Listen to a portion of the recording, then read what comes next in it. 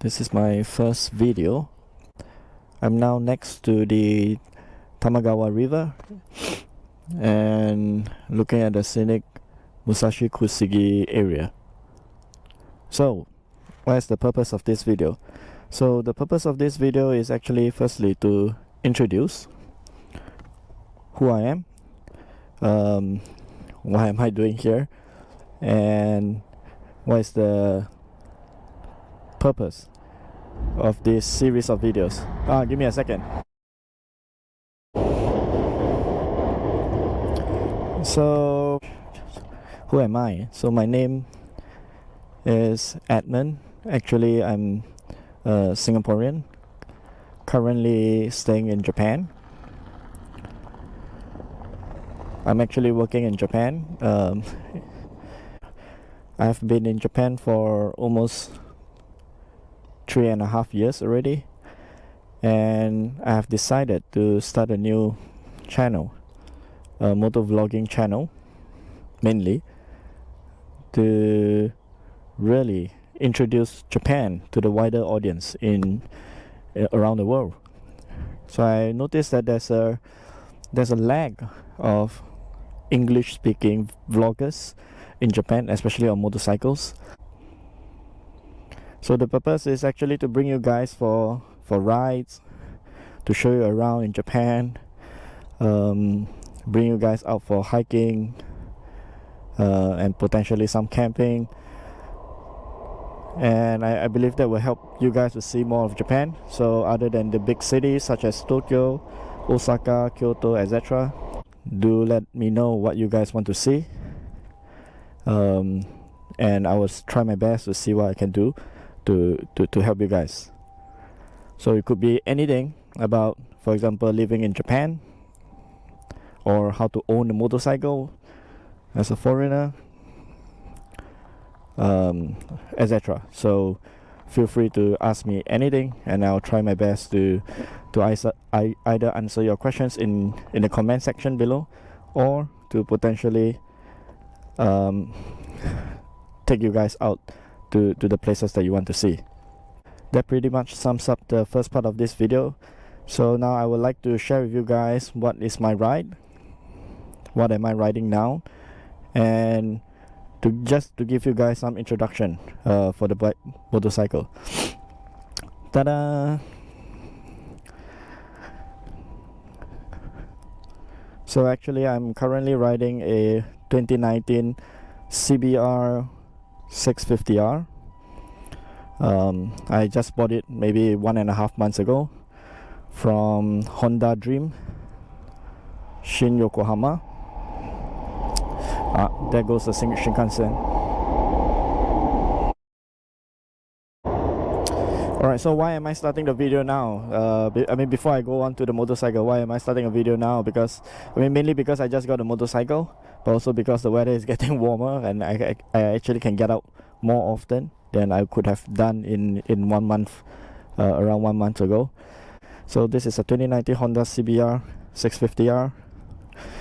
Yep, I absolutely love the looks of it.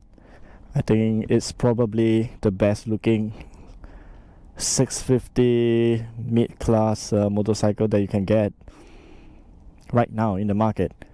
I understand that you can still obviously get CBR650R, R6, but those are more super sports class motorcycle. So I think this is probably by far the best one in the 650 middleweight street class motorcycle. So I'll just go through some basic specs. It has approximately 94 horsepower at 12,000 RPM at the crank, and potentially a few more horses when I'm riding due to ram air. It also goes at about 64 Newton meters of torque.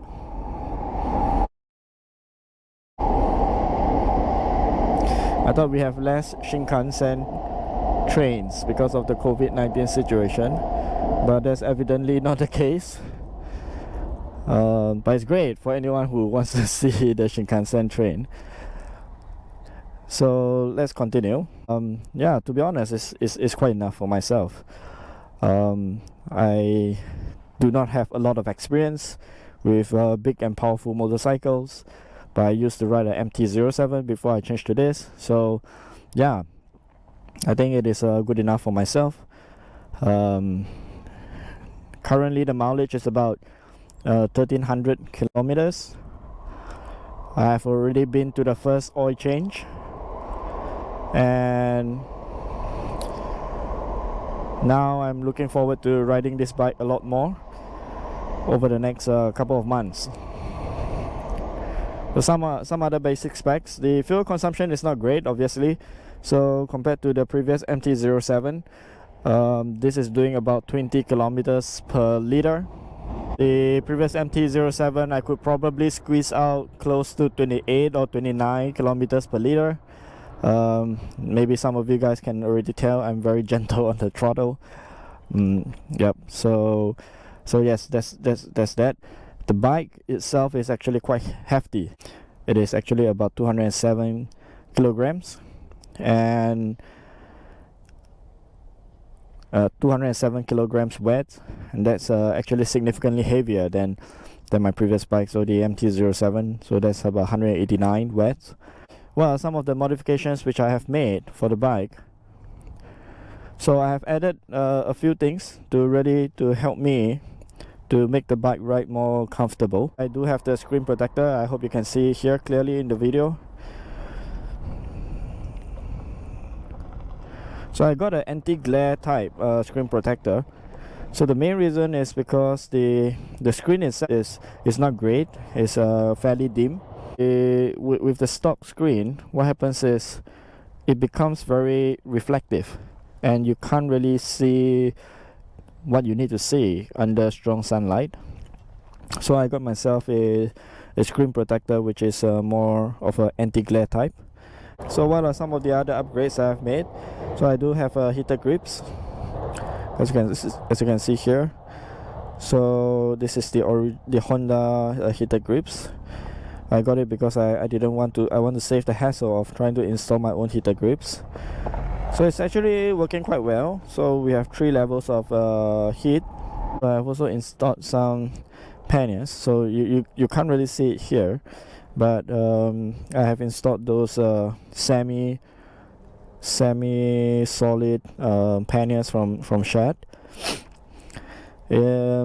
It changes the looks of the motorcycle a bit, of course. Some of you guys might not like it so much, but I think the convenience that it brings, especially when I go hiking or when I go camping, yeah, is great. So I decided to go with the panniers instead of the top box because, I mean, it's a CBR, so I think the top box looks weird on the bike, and hence I went for the panniers. So I'll try to get the look for you guys next time when the panniers are ready. Next, tank bag. Yes, you can see here I have the Shad tank bag as well. There's a few reasons why I went for this one. So first thing first was I saw some comments online that says that the tank bag will impede the insertion and removal of the keys. So in order to avoid that problem, I decided to go for this Shad tank bag system. So I can actually adjust the position of the tank bag to a certain extent, so it doesn't really impede me from removing or inserting the key. Yep, so that's how it is. Another good thing about this tank bag system for this bike is that I do not need to install my own tank pad protector. I mean, this is always on when I'm riding. If I do not need a tank bag, I will just remove it. It's quite convenient. So what happens if I need to go to the what if I need to get some petrol, right? So how I usually go about doing that is how I do it at the petrol station is I just remove the top 2 clips and then easily open the tank cap here. It's not it's a little bit of cumbersome here, but I mean it's fairly straightforward. It's not that tough. to really get petrol in. So let me just clip this back in. What else? I think I went for the accessories bar here.